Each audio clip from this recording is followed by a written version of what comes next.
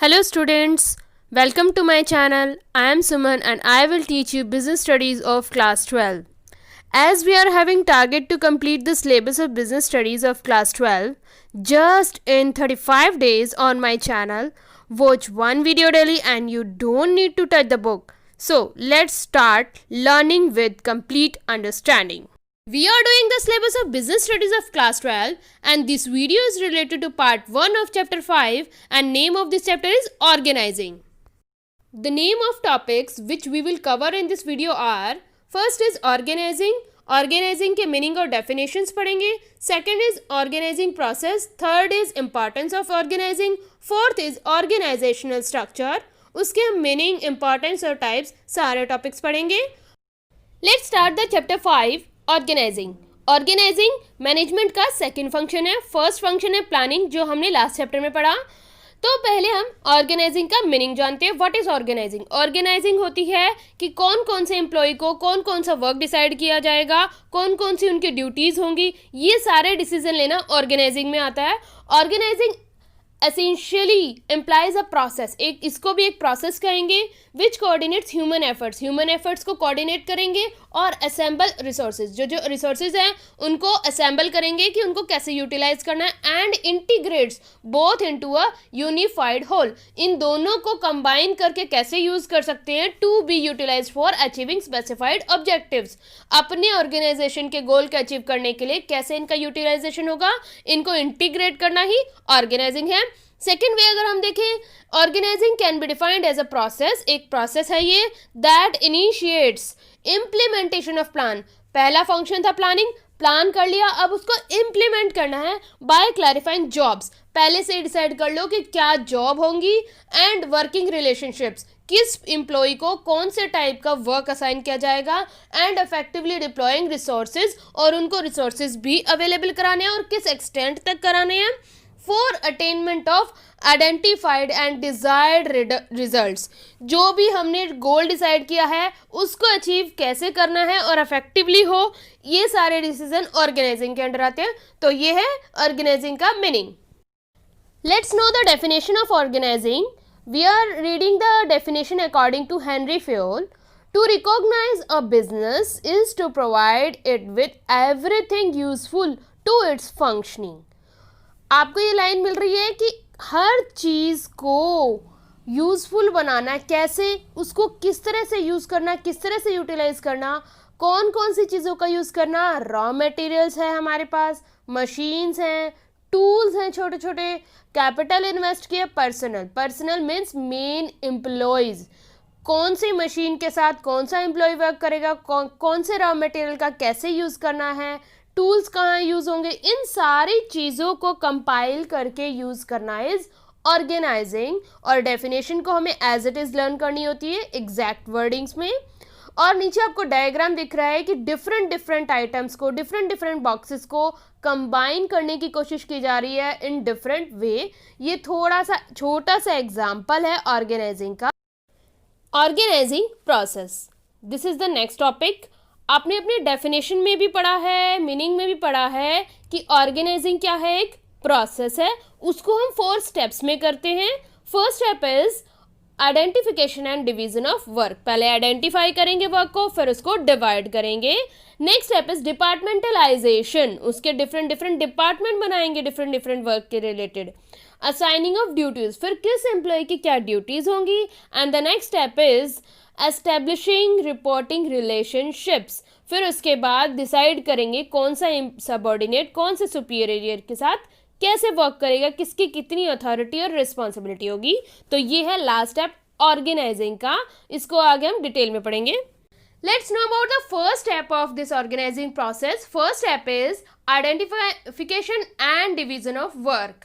Name से ही पता चल रहा है कि पहले वर्क को आइडेंटिफाई करेंगे, किस टाइप का वर्क प्लान किया गया है, देन वर्क को डिवाइड करेंगे. The first step in the process of organising involves identifying and dividing the work in accordance with the predetermined plan. जैसे प्लान किया गया था उसी के अकॉर्डिंग वर्क को आइडेंटिफाई करेंगे कि ये किस टाइप का वर्क है, किस एम्प्लॉय को करना है और कितने पार्ट्स में इसको डिवाइड करना है.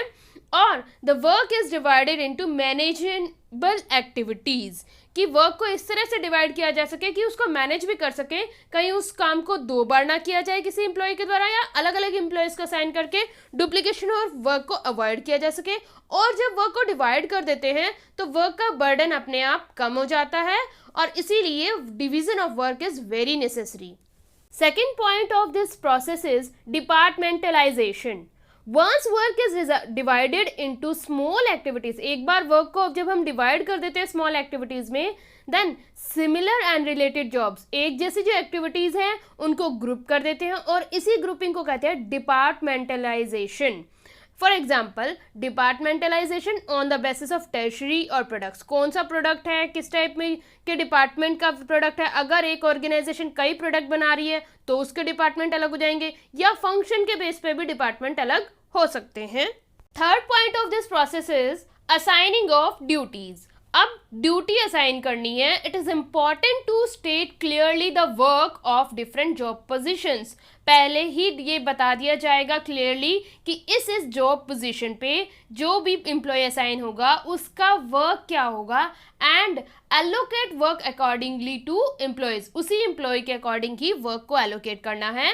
वंस डिपार्टमेंट्स आर फॉर्म्ड, एक बार डिपार्टमेंट बना लिया, इंडिविजुअल डिपार्टमेंट का हेड भी होना चाहिए। ऐसे काम नहीं चलता है जब तक उसका हेड ना हो। 10 एम्प्लॉयज एक डिपार्टमेंट में काम कर रहे हैं, 100 कर रहे हैं, 1000 कर रहे हैं, उनके ऊपर एक हेड अपॉइंट किया जाता है।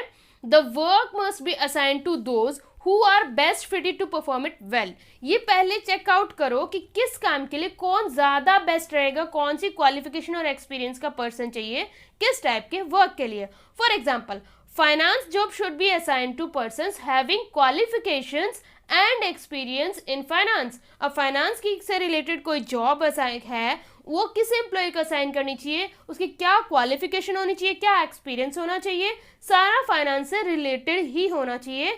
फॉर एग्जाम्पल, इसमें हम सीए को भी ले सकते हैं या एमबीए फाइनेंस को, वो डिपेंड करता है कि जॉब किस टाइप की है। Fourth and last step of the organising process is establishing reporting relationships. इस स्टेप में ये डिसाइड होता है किस सुपीरियर के पास कितनी अथॉरिटी होगी और सबऑर्डिनेट की कितनी रिस्पॉन्सिबिलिटी होगी, किस एम्प्लॉय को सुपीरियर होना चाहिए, किसको सबऑर्डिनेट होना चाहिए। तो इनके रिलेशनशिप को ही इस स्टेप में डिसाइड किया जाता है। Establishing authority and responsibility relationship helps to create a hierarchical structure. इसी से एक हायरार्की स्ट्रक्चर बनता है, top level, middle level, lower level का, and also helps in coordination amongst various departments, क्योंकि डिपार्टमेंट्स बहुत सारे होते हैं और उन सबका मेन गोल होता है ऑर्गेनाइजेशन का ऑब्जेक्टिव अचीव करना। तो इन सब के बीच में coordination is must. Superior subordinate relations between different people, ये रिलेशन डिसाइड होता है कि कौन कौन से एम्प्लॉयज़ में सुपीरियर और सबऑर्डिनेट का रिलेशन होगा, कौन सुपीरियर होगा, कौन सबऑर्डिनेट होगा, किसकी क्या जॉब पोजीशन होगी, so that everybody knows from whom he or she is to taking orders. किसको किससे ऑर्डर लेने हैं, कौन टॉप लेवल पे रहेगा, and to whom he or she can issue orders, किसको किसने ऑर्डर इशू करने हैं। सपोज टॉप लेवल पे कोई है तो वो मिडिल लेवल को इशू करेगा ऑर्डर, मिडिल लेवल किसको इशू करेगा, लोअर लेवल को। तो ये हायरार्की जो है इसी ऑर्गेनाइजिंग प्रोसेस में बनाई जाती है। Let's start the next topic, importance of organising. Firstly we will know the points of importance. First point is benefits of specialisation. इसमें स्पेशलाइजेशन के बेनिफिट्स होते हैं। जब कोई पर्सन या कोई एम्प्लॉय बार बार उस काम को करता है तो उसमें बहुत अच्छे स्पेशलाइज्ड स्किल्स को अचीव कर लेता है। Next point is clarity in working relationships. उनको ये क्लियर हो जाता है कि उनके किस टाइप के वर्किंग कंडीशंस हैं। Next step is optimum utilisation of resources. Optimum utilisation of resources कैसे होता है, मैक्सिमम। ऑप्टिमम का मतलब होता है मैक्सिमम, ज़्यादा से ज़्यादा रिसोर्सेज को यूज़ कर सके। Next point is effective administration.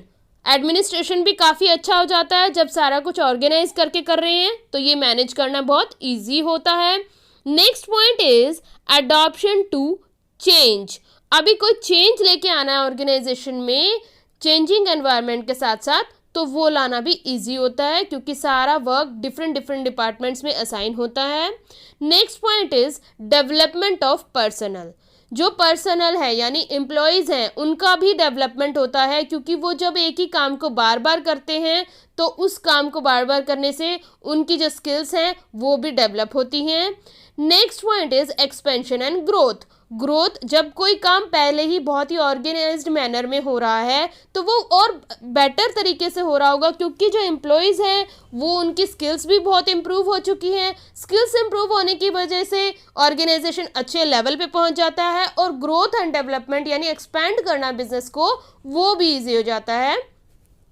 तो ये हम पॉइंट्स अभी हम इसको एक्सप्लेन में पढ़ेंगे। First point of the importance is benefits of specialisation. Organising leads to a systematic allocation of jobs. सबसे पहले क्या होता है, सबको अलग अलग वर्क डिसाइड करके असाइन कर दिया जाता है डिफरेंट एम्प्लॉयज़ को, और ये वर्क डिवाइड करने की वजह से वर्कलोड भी कम हो जाता है एक एम्प्लॉय का और उसकी प्रोडक्टिविटी बढ़ती है। जब वर्कलोड कम होगा तो वो बहुत अच्छे इफेक्टिव मैनर से उस काम को करेगा और बार बार उसी काम को करेगा तो वो बिल्कुल एक्सपर्ट हो जाता है और इसी एक्सपर्टाइज का फ़ायदा ऑर्गेनाइजेशन को ही होता है। Second point is clarity in working relationships.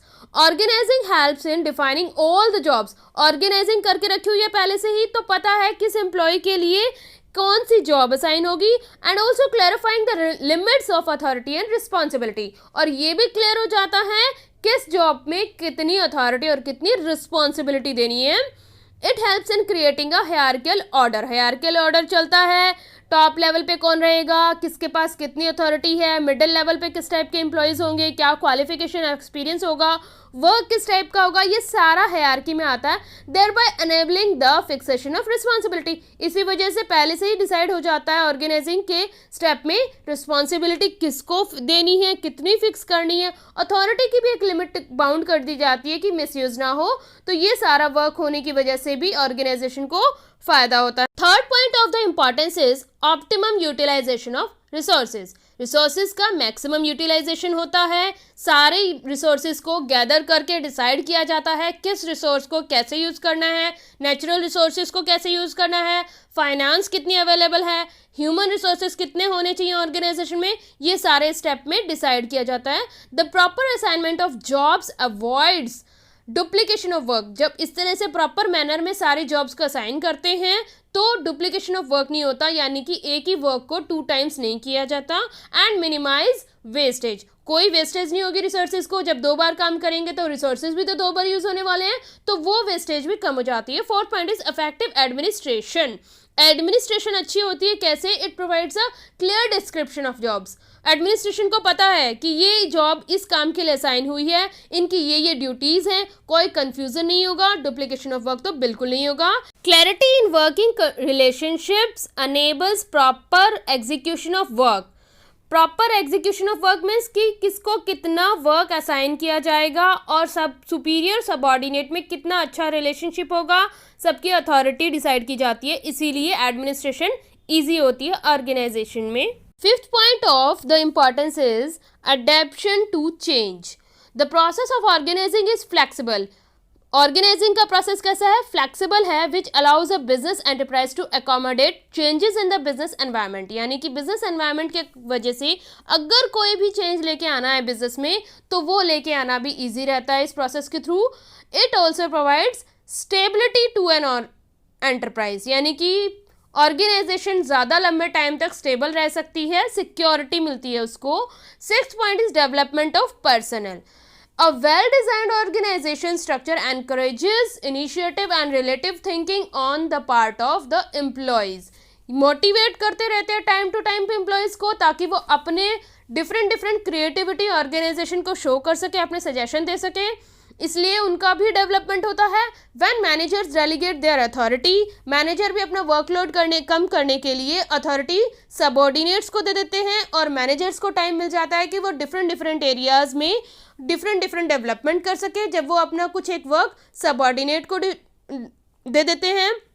Next point is expansion and growth. Expansion and growth करना इजी है, सब कुछ काम वेल मैनर्ड वे में हो रहा है, जो काम जिस तरीके से होना चाहिए, जिस पर्सन को करना चाहिए वो प्रॉपर तरीके से हो रहा है। तो अब एक काम तो प्रॉपरली हो रहा है, ठीक है, उसके ऊपर सबऑर्डिनेट्स भी हैं, सुपीरियर्स भी हैं, टॉप लेवल मैनेजर्स भी हैं। इसके अलावा अगर हम सोचना चाहते हैं ऑर्गेनाइजेशन जिस लेवल पे ऑलरेडी है उससे हटके कुछ और अचीव किया जाए तो वो भी कर सकते हैं। तो टाइम बचता है कुछ और काम करने के लिए, मोर जॉब पोजीशन क्रिएट कर सकते हैं और डिपार्टमेंट बना सकते हैं। 2-3 प्रोडक्ट ऑलरेडी चल रहे हैं और उनकी सेल काफ़ी अच्छी है तो नए प्रोडक्ट्स लॉन्च करने के डिसीजन ले सकते हैं। इंक्रीज कस्टमर बेस, यानी कि कस्टमर हमारा प्रोडक्ट खरीद तो रहा है लेकिन कुछ ऐसा करें कि कस्टमर के माइंड में अपने प्रोडक्ट की इतनी अच्छी इमेज बना दे कि बार बार वो हमारे से ही प्रोडक्ट खरीदने के बारे में सोचे। तो इसको कहते हैं कस्टमर बेस को इंक्रीज करना। या कोई और टारगेट ले सकते हैं, चलो पहले इतनी सेल्स थी अब हम सेल को इंक्रीज करते हैं। तो ये चीज़ें करना ईजी हो जाता है जब सारा काम ऑलरेडी ऑर्गेनाइजेशन में ऑर्गेनाइज्ड मैनर में हो रहा होता है। तो इसीलिए ऑर्गेनाइजिंग बहुत ही ज़्यादा इम्पॉर्टेंट है किसी भी बिजनेस एंटरप्राइजेस के। Let's start the new topic, organizational structure. Firstly, we will know the meaning of it. Under the organizational structure, various posts are created to perform different activities. अलग अलग post create करना, किस post पे कौन सी activities होगी for the attainment of the pre determined objectives of the enterprise. Enterprise के objective को attain करने के लिए ये एक्टिविटीज डिसाइड की जाती हैं और इन एक्टिविटीज़ को कौन सी पोस्ट के कौन से एम्प्लॉय परफॉर्म करेंगे ये डिसाइड किया जाता है ऑर्गेनाइजेशनल स्ट्रक्चर में। The structure provides a basis और फ्रेमवर्क, एक तरह का फ्रेमवर्क होता है सारे मैनेजर्स और एम्प्लॉयज़ के लिए कि उनको अपना अपना वर्क कैसे करना है।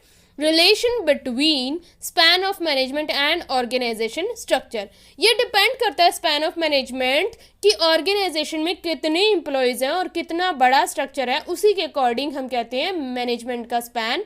Span of management refers to the number of subordinates, ये किससे रिलेटेड है?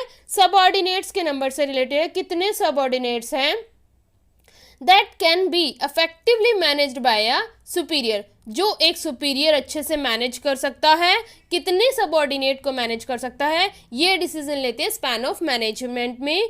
Narrow span of management results in tall structure, जितना ज़्यादा बड़ा अगर हम स्ट्रक्चर को मैनेज कर रहे हैं तो उसको हम कहेंगे नैरो स्पैन ऑफ मैनेजमेंट है, और वाइडर स्पैन ऑफ मैनेजमेंट जो फ्लैट स्ट्रक्चर होता है उसको कहेंगे। तो ये रिलेशन है स्पैन ऑफ मैनेजमेंट और ऑर्गेनाइजेशनल स्ट्रक्चर के बीच।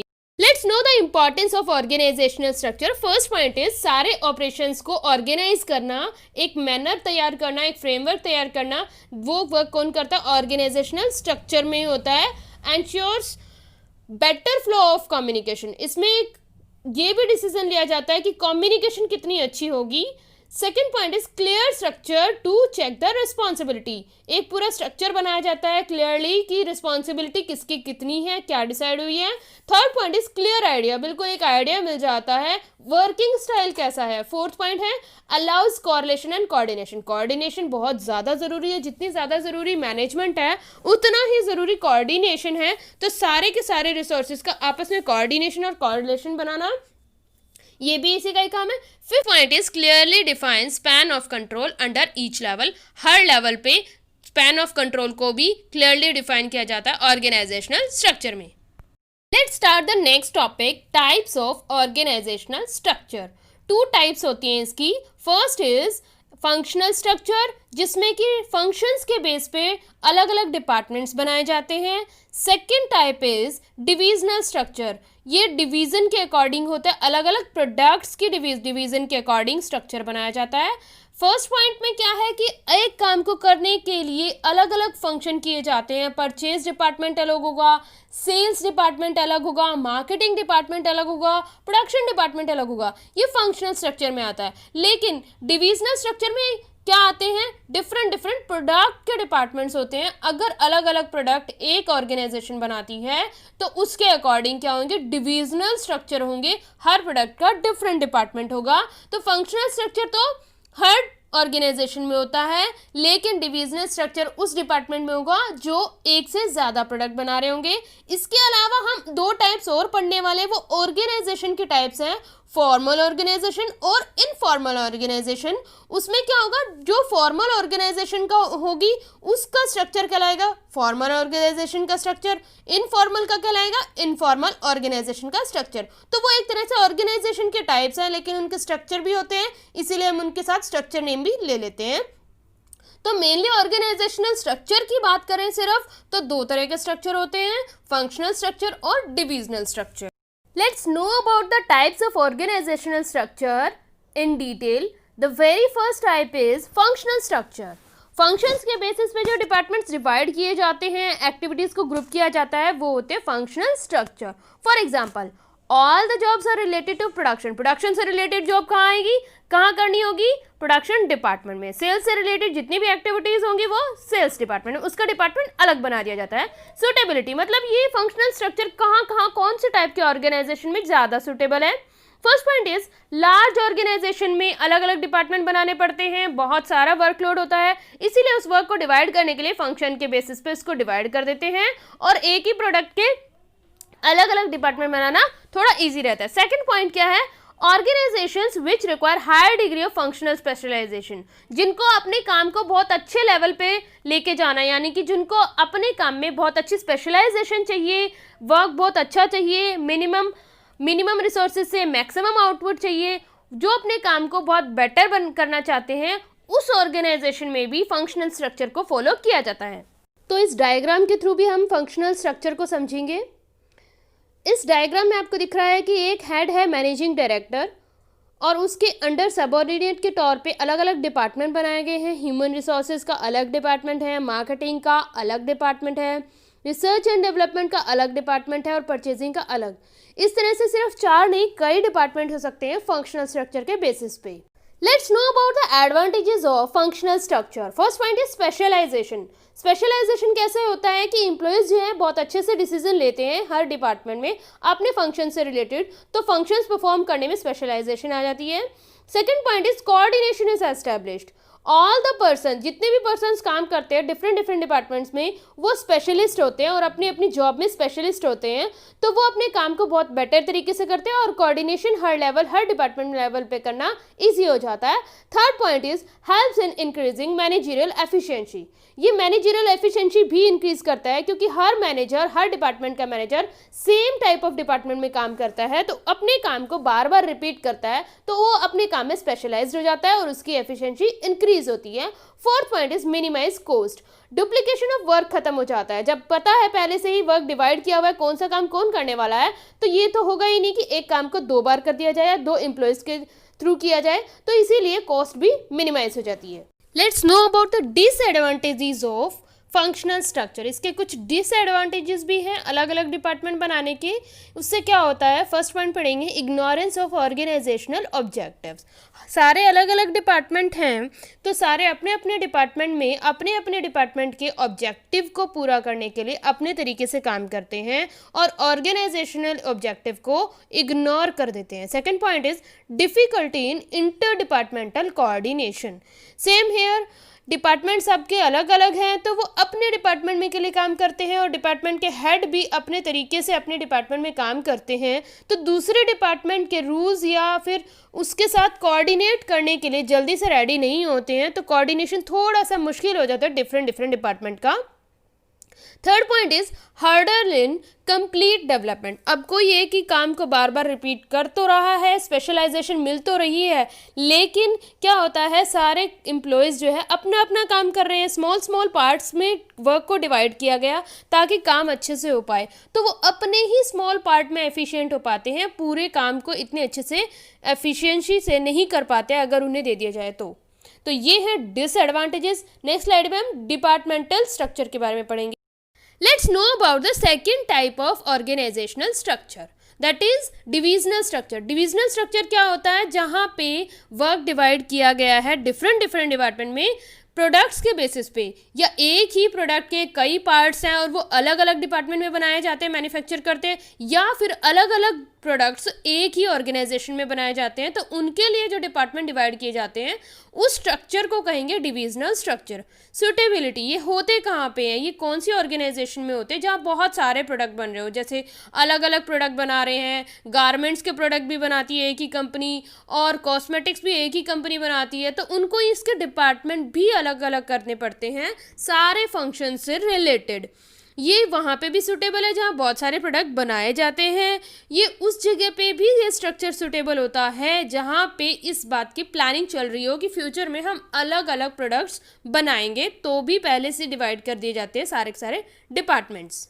Let's understand about the divisional structure in detail through the diagram. अब ये डायग्राम में एक एग्जाम्पल दिया हुआ है कि ये एक मैनेजिंग डायरेक्टर है जो टॉप लेवल पे है, उसके अंडर डिपार्टमेंट्स हैं। कॉस्मेटिक का अलग डिपार्टमेंट, गारमेंट्स का अलग डिपार्टमेंट है, फुटवेयर का अलग डिपार्टमेंट है और स्किन केयर का अलग डिपार्टमेंट है। ये डिविजनल स्ट्रक्चर को शो कर रहा है और साथ ही साथ यहाँ पे आपको थोड़ा सा फंक्शनल स्ट्रक्चर भी दिखाया गया है। गारमेंट का फंक्शनल स्ट्रक्चर दिखाया है, बाकी सबका नहीं दिखाया, सबका ही सेम इसी तरीके से स्ट्रक्चर बनता है। अलग अलग स्ट्रक्चर होते हैं, फंक्शनल स्ट्रक्चर उनके सारे प्रोडक्ट्स के अलग अलग होंगे। गारमेंट्स का यहाँ पे शो किया हुआ है, ह्यूमन रिसोर्सेज का अलग डिपार्टमेंट होगा उसके फंक्शन के लिए, मार्केटिंग फंक्शन के लिए अलग डिपार्टमेंट होगा गारमेंट्स का, और रिसर्च एंड डेवलपमेंट का अलग डिपार्टमेंट होगा, परचेजिंग का अलग डिपार्टमेंट होगा। ऐसे ही सारे प्रोडक्ट्स के फंक्शन बेसिस पे फर्दर क्लासिफिकेशन में अलग अलग डिपार्टमेंट होंगे। तो ये कॉस्मेटिक्स का डिपार्टमेंट, गारमेंट्स का डिपार्टमेंट, फुटवेयर का, स्किन केयर का डिपार्टमेंट, एक ही ऑर्गेनाइजेशन का जो ये डिपार्टमेंट, ये डायग्राम शो कर रहा है, ये डिविजनल स्ट्रक्चर को शो कर रहा है। और इसके ही फर्दर जो टाइप्स बनाए गए हैं वो डिपार्टमेंट शो कर रहे हैं functional structure. Let's know about the advantages of divisional structure. First point is quick decision making. Divisional manager can take any decision regarding his division independently. Her division का अलग head है, अलग manager है, तो उस डिवीज़न के regarding जो भी डिसीजन लेना है वो मैनेजर इंडिपेंडेंटली ले सकता है। इसीलिए डिसीजन लेने में आसानी होती है और क्विक डिसीजन लिया जाता है। Second point is divisional results can be assessed. अब अलग अलग डिवीज़न है, अलग अलग डिपार्टमेंट है, तो ये पता लगाया जा सकता है कि अगर हमारा कोई प्रोडक्ट लॉस में जा रहा है तो हम फटाफट पता लगा सकते हैं कि इस प्रोडक्ट से तो हमें कोई फ़ायदा नहीं हो रहा है। अगर ओवरऑल प्रॉफिट कैलकुलेट करते हैं तो प्रॉफिट ही मिलेगा, लेकिन कोई एक ऐसा प्रोडक्ट है जिसकी सेल भी नहीं हो रही है या फिर वो प्रॉफिटेबल नहीं है, तो ये बहुत जल्दी असेस्ड हो जाता है और उस डिपार्टमेंट को क्लोज किया जा सकता है। Third point is growth and expansion.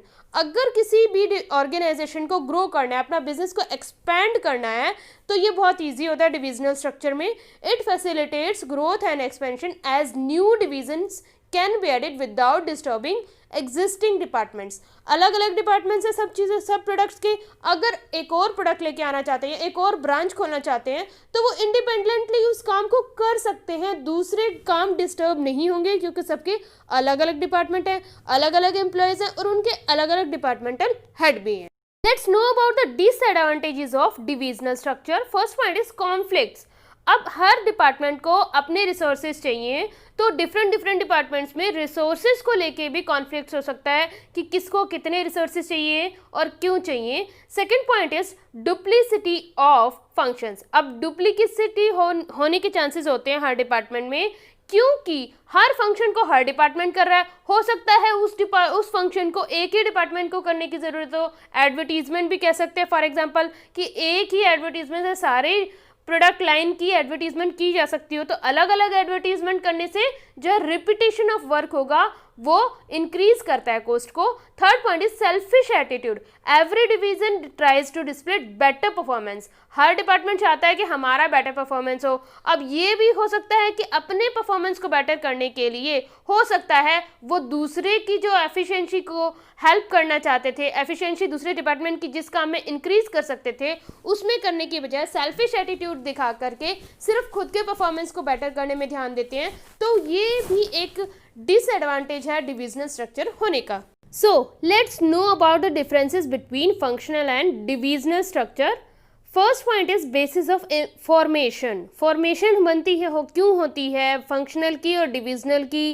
Functional structure इसलिए बनता है क्योंकि फंक्शंस के डिफरेंट डिपार्टमेंट चाहिए ताकि अलग अलग फंक्शन को अच्छे से परफॉर्म कर सके। और डिविजनल स्ट्रक्चर क्यों बनता है, क्योंकि बहुत सारे प्रोडक्ट्स एक ऑर्गेनाइजेशन बना रही है और हर प्रोडक्ट में बेटर एफिशिएंसी यूज़ होने की ज़रूरत है, तो उसके बेसिस पे डिविजनल स्ट्रक्चर बनता है। Second point is accountability and responsibility. Difficult to make accountable as departments are independent. ये जो फंक्शनल स्ट्रक्चर है उसको बहुत ही मुश्किल होता है अकाउंटेबल बनाना, क्योंकि हर डिपार्टमेंट फंक्शंस के बेसिस पे ही एक प्रोडक्ट ग्रो करता है। अलग अलग फंक्शंस चल रहे हैं तो हर डिपार्टमेंट अपने अपने इंडिपेंडेंट तरीके से कर रहा है और हर डिपार्टमेंट कह सकता है मैंने बहुत अच्छा काम किया, तो बहुत मुश्किल हो जाता है उनको अकाउंटेबल ठहराना। लेकिन डिविजनल स्ट्रक्चर में प्रोडक्ट ही डिफरेंट है, एक प्रोडक्ट का क्या रिजल्ट आ रहा है वो हम इजीली कैलकुलेट कर सकते हैं, इसीलिए अकाउंटेबिलिटी भी फिक्स करना बहुत ईजी होता है। Third point is economy cost. ये इकोनॉमिकल होता है फंक्शनल स्ट्रक्चर, क्योंकि इसमें बहुत कम डिपार्टमेंट है, एक ही प्रोडक्ट है और उसी से रिलेटेड सारे काम कर रहे हैं। डिविजनल स्ट्रक्चर में क्या होगा, ये इकोनॉमिकल आसानी से हम इसको नहीं कह सकते क्योंकि सारे के सारे रिसोर्सेज चाहिए हर डिपार्टमेंट को। Fourth point is development of managers. इसमें जो डेवलपमेंट फंक्शनल स्ट्रक्चर में डेवलपमेंट होने के कम चांसेस हैं, क्योंकि वो एक ही टाइप का फंक्शन बार बार रिपीट करते हैं, अपने ही फंक्शन से रिलेटेड काम करते हैं। लेकिन डिविजनल स्ट्रक्चर की बात करें तो उसमें ज़्यादा चांसेस हैं मैनेजर के डेवलपमेंट के, क्योंकि वो अलग अलग फंक्शन एक ही डिपार्टमेंट में करते हैं, क्योंकि डिविजनल स्ट्रक्चर जो है प्रोडक्ट के बेसिस पे डिवाइड हुआ है और उसका डिपार्टमेंटल हेड जो है अलग अलग फंक्शन परफॉर्म कर सकता है, इसीलिए उसका डेवलपमेंट हो सकता है। Fifth point is specialisation. This type of structure brings functional specialisation. Functional structure जिस ऑर्गेनाइजेशन में है वहाँ पे एम्प्लॉयज़ के अंदर फंक्शनल स्पेशलाइजेशन आएगा, लेकिन डिविजनल स्ट्रक्चर में प्रोडक्ट स्पेशलाइजेशन होगा। Sixth point is coordination. Coordination जो फंक्शनल स्ट्रक्चर में कम होता है अगर कंपनी बहुत ज़्यादा प्रोडक्ट प्रोड्यूस करने लग जाती है तो, लेकिन डिविजनल स्ट्रक्चर में डिपार्टमेंट ही अलग अलग हैं, एक प्रोडक्ट का काम एक ही डिपार्टमेंट में हो रहा है तो कोऑर्डिनेशन बहुत अच्छा होता है। Seventh point is autonomy of operation. जो फंक्शनल स्ट्रक्चर है वहाँ पे अथॉरिटी और रिस्पॉन्सिबिलिटी का कॉम्बिनेशन बनाना थोड़ा सा कम हो जाता है, लेस ऑटोनॉमी ऑफ एक्शन होता है, बट डिविजनल में मोर ऑटोनॉमी होती है।